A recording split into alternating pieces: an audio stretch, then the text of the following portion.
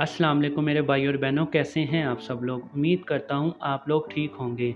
आज की वीडियो में मैं आपको राइजिक 40 कैप्सूल के बारे में बताऊंगा। राइजिक 40 कैप्सूल किस लिए होता है और इसका तरीका इस्तेमाल बताऊंगा कि ये आपने कैसे इस्तेमाल करना है। वीडियो शुरू करने से पहले आप सबसे अपील है कि जो लोग मेरे चैनल पर नए हैं वो मेरे चैनल को सब्सक्राइब कर दें ताकि मज़ीद ऐसी मेडिसिन के हवाले से वीडियोस आप तक पहुंच सके। तो बिना टाइम वेस्ट किए वीडियो को स्टार्ट करते हैं।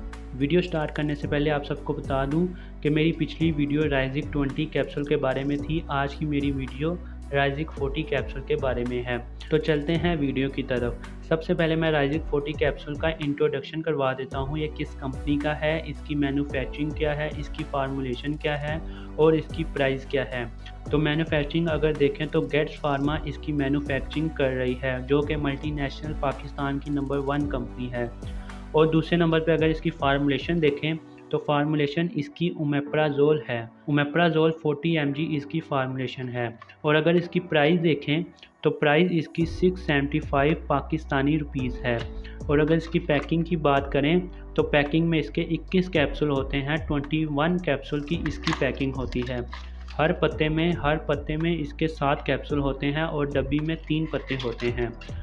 ये इसका इंट्रोडक्शन था। अब चलते हैं इसके रिव्यू की तरफ। तो राइजिक 40 कैप्सूल किस लिए इस्तेमाल होता है। ये कैप्सूल स्टमक के लिए इस्तेमाल होता है।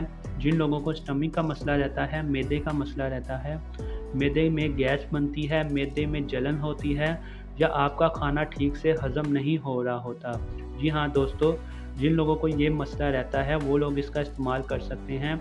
और जिन लोगों का ब्लड प्रेशर हाई रहता है, ज़्यादातर लोगों का मैदे का मसला होता है, जिनकी वजह से उनका ब्लड प्रेशर हाई रहता है। क्योंकि मैदे में पेट में आपके जो गैस बनती है वो आपके सर पे चढ़ जाती है, उसकी वजह से आपका ब्लड प्रेशर हाई हो जाता है। ब्लड प्रेशर का मसला, शुगर का मसला, जिगर का मसला आपका मैदे की वजह से ही बनता है। मैदे की वजह से ही आपको तरह तरह की बीमारियां लगती हैं। अगर आपका मैदा ठीक होगा तो इंशाल्लाह आपको कोई भी बीमारी नहीं लगेगी। तो आज की वीडियो में मैं आपको मैदा ठीक करने के बारे में बताऊंगा कि मैदा कैसे ठीक करना चाहिए। तो आपको इस कैप्सूल का इस्तेमाल करना पड़ेगा, फिर ही आपका मैदा ठीक होगा। आपने इसका इस्तेमाल कैसे करना है, चलते हैं उसकी तरफ। मैंने राइजिक 20 कैप्सूल की जो डोज़ बताई थी वो सुबह शाम एक कैप्सूल की बताई थी, लेकिन इसकी जो डोज़ है वो एक टाइम है।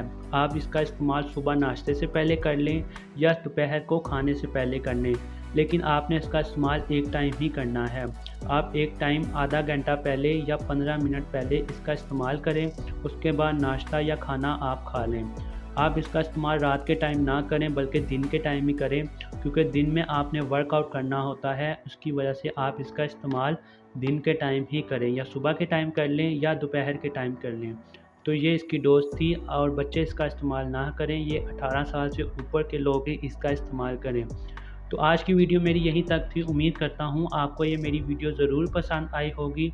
अगर मेरी वीडियो पसंद आई है तो मेरी वीडियो को लाइक कर दें और नीचे दिए गए रेड कलर के सब्सक्राइब को लाजमी दबा दें ताकि मज़ीद ऐसी मेडिसिन के हवाले से वीडियोस आप तक पहुँच सकें। तो मिलते हैं ऐसी ही नेक्स्ट वीडियो में। अभी के लिए मुझे इजाज़त दें। अपना और अपने घर वालों का ख्याल रखें। अल्लाह हाफिज़।